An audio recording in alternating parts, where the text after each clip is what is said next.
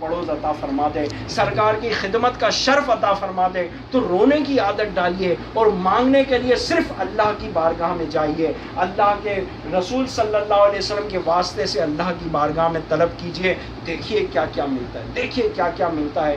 کسی کا احسان کیوں اٹھائے، کسی کا احسان کیوں اٹھائے، کسی کو حالات کیوں بتائیں؟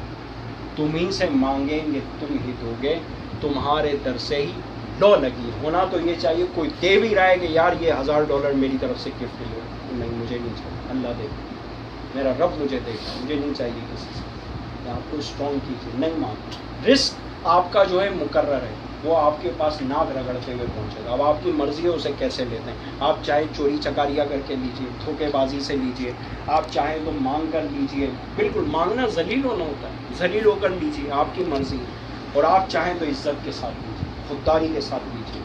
آپ ایک ذہن بنائیں کہ میں کام کروں گا، اپنے ہاتھ کا کما کر کھاؤں گا، چاہے دال روٹی کھاؤں، تو اللہ تعالیٰ اسی میں برکت دے گا، اللہ تعالیٰ آپ کو عطا فرمائے گا، ڈائریکٹ عزت کے ساتھ عطا فرمائے گا۔ تو میرے پیارے پیارے اور میٹھے میٹھے اسلامی بھائیوں، اللہ کی بارگاہ میں مانگنا مت چھوڑیے، یہ بڑے کریم کی بارگاہ ہے۔ اپنے جس طرح ہم نے گناہوں کو اپنا شعار بنا لیا ہے، اسی طرح توبہ کو بھی اپنا وتیرہ بنا لیا۔ جس طرح گناہوں کی عادت پڑ گئی ہے، توبہ کی بھی عادت ڈال لیجیے، روز توبہ کیجیے، روز گناہ ہو جاتے ہیں، روز توبہ کیجیے۔ ایک وقت آئے گا کہ اللہ تبارک و تعالیٰ عز و جل آپ کو نفس پہ غلبہ عطا فرما دے گا، اور آپ گناہوں سے مایوس ہو جائیں گے، گناہوں سے آپ کو نفرت ہو جائے گی انشاءاللہ عز و جل۔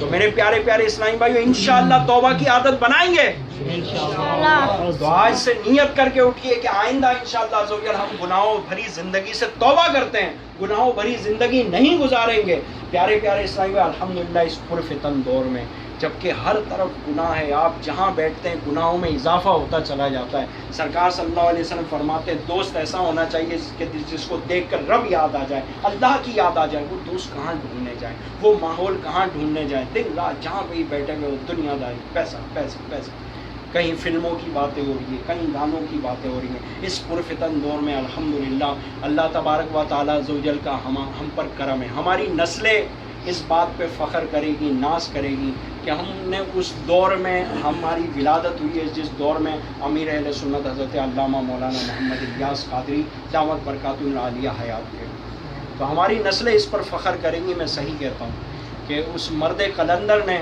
آج جو ہے دنیا کا نقشہ بدل کر رکھ دیا۔ جس تیزی سے جو ہے گناہوں کا سیلاب نکلا ہوا ہے، اسی تیزی سے الحمدللہ لوگ مسجدوں کی طرف آ رہے ہیں۔ ایک وقت تھا ہمارے دور میں ہم دیکھتے تھے، میرا دور میں کوئی اتنا بڈھا نہیں ہوں لیکن نو پرابلم، ہمارا دور کہہ لیجیے 80s میں چلے جائیے، تو 80s میں ہم دیکھتے ہیں، آپ یقین کریں کہ مسجد میں ایک بوڑھا چاچا اعتکاف کرتا تھا، وہ بھی ایسا کہ جس کو گھر سے بیچارہ تنگ ہوتا تھا کہ یار کوئی پوچھتا نہیں ہے، چلو یار 10 دن کم از کم مسجد میں اچھے گزر جائیں گے، ایسے لوگ اعتکاف کرتے تھے اور کوئی اعتکاف میں نہیں بیٹھتا تھا، صحیح ہے۔ اور آج یہ حالت ہے ہماری مسجدوں میں، کئی لوگوں کو ہمیں واپس بھیجنا پڑتا ہے کہ نہیں یار جگہ نہیں ہے، مسجدیں فل بھری ہوئی ہے، اعتکاف معتکف سے۔ تو یہ کیا ہے؟ یہ مدنی انقلاب۔ لوگ انقلاب کی باتیں کرتے ہیں، یہ ہے انقلاب سب سے بڑا، یہ انقلاب کہ نوجوانوں کے کل تک یہ حالت تھی، آپ یقین کریں کل تک یہ حالت تھی کہ ہمارے بڑے بوڑھے کہتے تھے یار داڑھی مت رکھو، کوئی رشتہ نہیں آئے گا۔